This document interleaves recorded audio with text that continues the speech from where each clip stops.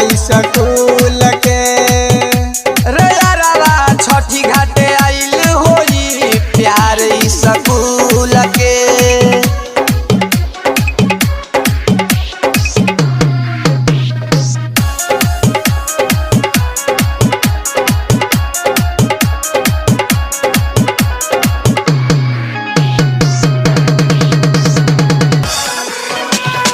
Music by DJ Umesh Sukhipur बाजार।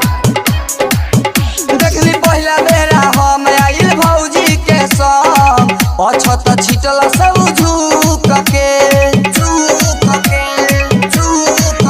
भइले घाटे पर प्यार कथी कही सुन यार लागे लाइल बिया भूख के करतिया छठ के पूजाई पहिला बारे उ फूल के करतिया छठी के पूजाई पहिला बेरे उ फूल के।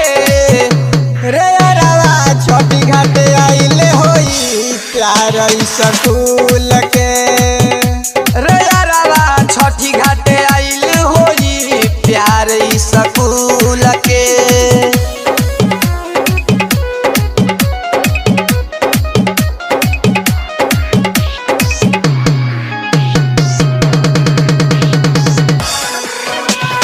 Music by DJ Umesh Sukhipur बाजार।